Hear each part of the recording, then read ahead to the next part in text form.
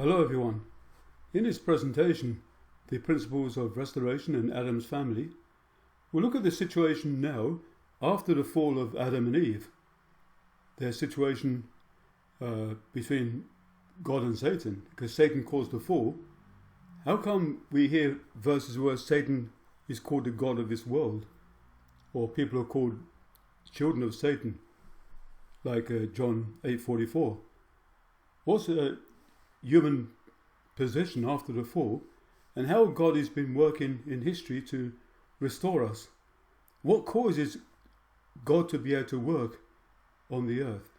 This is a very important topic. So therefore we'll look at a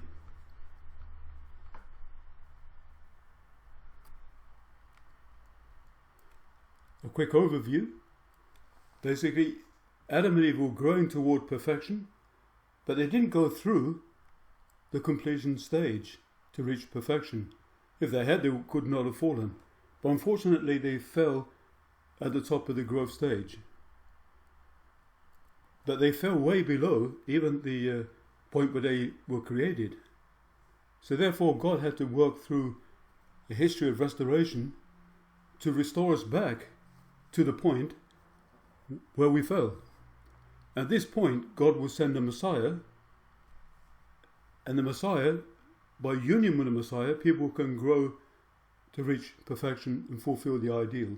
That's the ultimate goal of history that God is trying to achieve. So therefore, there's two histories: the way of restoration, the way back through the prophets, and so on, until the point where the Messiah comes. And when union with the Messiah, we still need to reach perfection, so we need to follow the Messiah absolutely at that time. So each person's position after the fall, originally we only had a relationship with God, but now due to the fall, we have a relationship with Satan. So we have original nature that desires God, and a fallen nature that has a desire for evil or wickedness. And so we're in a contradictory state. But as long as we're in this midway contradictory state, neither God nor Satan can claim us. So therefore, what is required, people need to make conditions, good conditions, to separate from Satan and move into a position where God can give his blessings to us. Conversely, if people make bad conditions, they move into a position where Satan can use them and God cannot protect them. We see examples of this. For example, the nation of Israel, they made many good conditions, and because of this, God could send a Messiah. But when they rejected Jesus and put him on the cross, they made a very bad condition. Therefore, God could not protect Israel, and they suffered a terrible history for a period. Or another example, Judas Iscariot. He was chosen to be one of the 12 apostles of Jesus, but he betrayed Jesus. He committed a very bad condition, and then he moved into a position where Satan would use him, and God could not protect him, and then he had a terrible end to his life. So there's three kinds of indemnity. Indemnity is the conditions we need to set to come back to God. There's the equal amount, as explained in Exodus 21. If you should give eye for an eye, tooth for a tooth, and so on, the equal amount. Lesser amount, examples of baptism or Holy Communion, they're God's grace, basically. In fact, mostly we pay lesser indemnity. The salvation through the death of Jesus on the cross, that's a lesser indemnity. Jesus had to die to provide that. But by simply believing in Jesus and following him, we can receive this lesser amount of indemnity to receive salvation. Greater amount of indemnity, this happens when we fail to meet the conditions of a lesser amount. Then the problem increases. The Israelites, following Moses, in Numbers 14:34, they had a 40-day condition to do, but when they failed to do it, it states that they had to wander in the wilderness for 40 years, 1 day for each faith, 1 year for each faith, each day they had no faith. Also, we've been going the unprincipled way in life. All of us have. Now, what is needed is we need to change that direction. Now, repentance is required, but repentance is not salvation itself. It's a change of direction. It means we've turned around, but we're still there. So we need to make conditions, take steps to come back to the original point where we fell, and even beyond that, and realize the ideal we had in our life.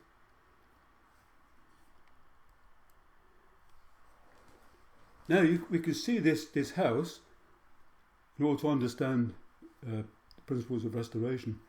We can see the house on the top as a good house. That's the original house. But we're not taking care. Then we see a ruined house. So we have two things. We've gained a ruined house and lost the original house. Imagine you bought this piece of land, and the land you bought, you see this ruined building in it.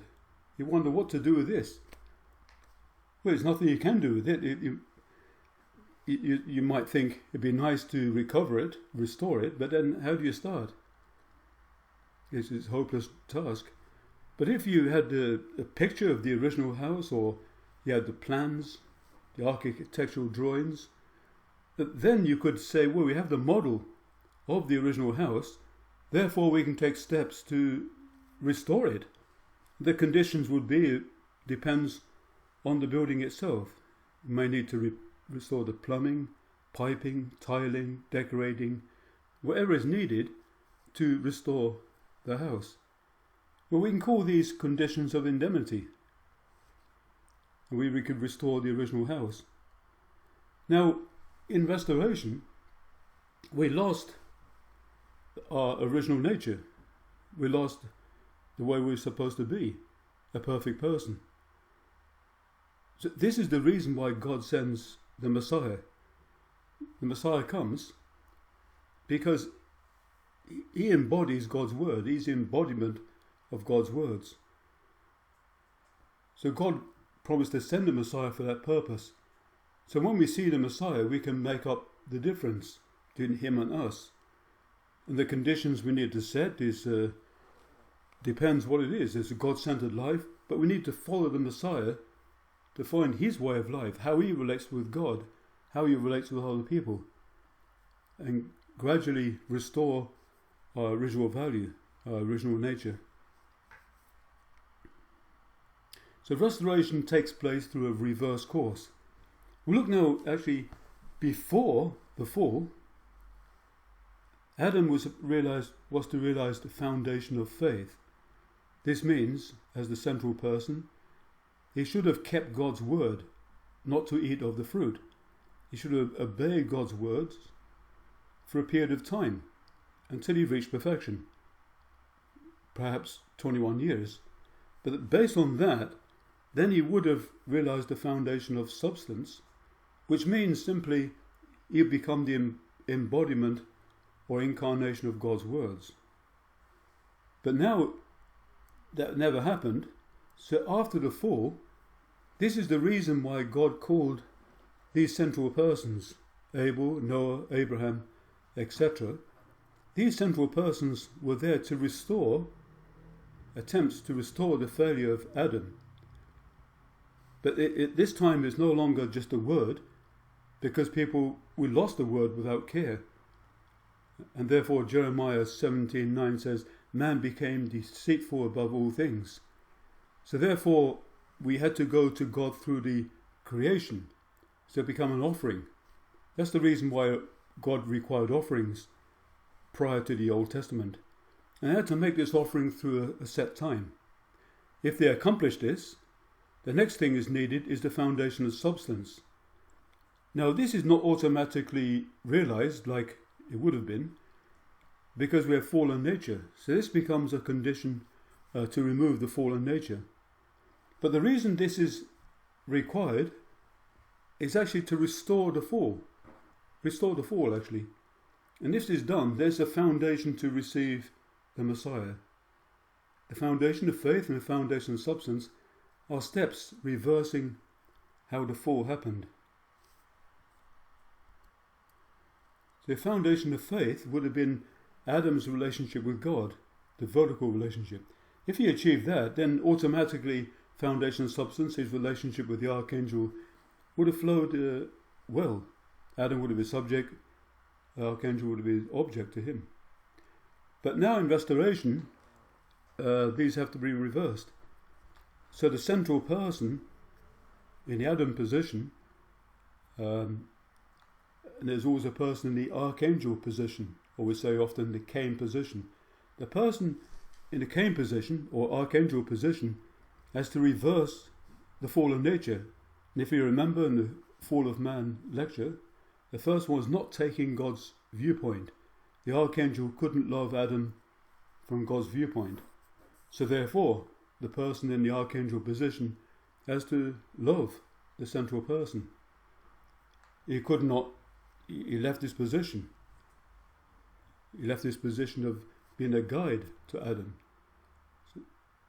or to follow Adam. So therefore he has to put himself in a position to receive love through the central person. The archangel didn't want to do that with Adam. Next thing, the archangel reversed dominion. He wanted to dominate Adam. So therefore a person in the Cain position has to decide to follow Adam. In the multiplying of sin, the person in the archangel position needs to set the condition to learn God's way from him. And therefore that's why God sends central persons to us with God's words. The history of prophets, the whole Bible is a collection of writings of the prophets, God's words. The foundation of faith is like a faith in the word. Now, foundation of substance, it won't become embodiment of the word. That's supposed to happen where the word is in us. Now, human responsibility, this is a very important point. There are only two ways it can go. If there's fulfillment of human responsibility, God's plan is realized in history. But where there's a failure, is Satan's plan realized in history. There's no middle ground. And this is a very serious point. Adam and Eve, for example, there's only two ways they could have gone. They could have obeyed God, kept the commandment, realized God's plan. Or if they fail, Satan's plan will be realized instead. Whenever a central person comes that God sends, people either follow the central person, being God's side, or not follow him, end up on Satan's side. We see this at the time of Jesus. God sent the Messiah at that time. People could follow him or not follow him. But only those who followed Jesus, became one with him, could be saved. Now, the offerings, there's an explanation of this. In the Old Testament, it describes how it should be done. They got a carcass of an animal, is to cut it in half and drain the blood from this. This is very symbolic, but very real. As you'll see later on, we see Abraham's course, and so it symbolizes separation, good from evil, and putting the good side over the evil, and draining the blood symbolizes removing evil elements. Because we're the person, central person is the person who needs to be separated, but the offering itself symbolizes himself. So in this, the central person should feel that's him being separated, good from evil.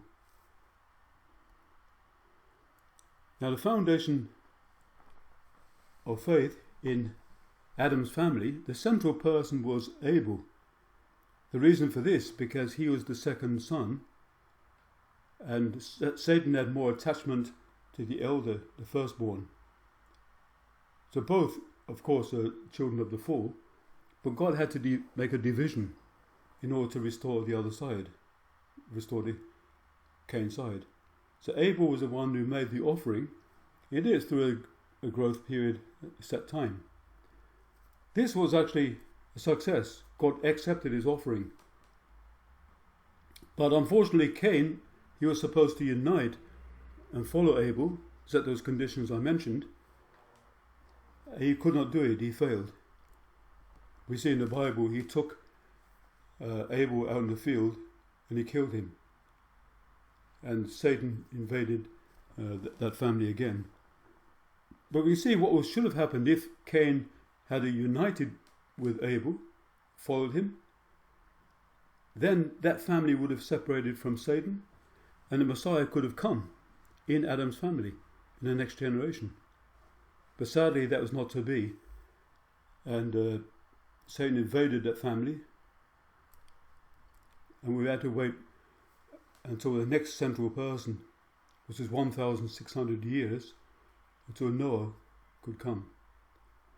This is the principles of restoration.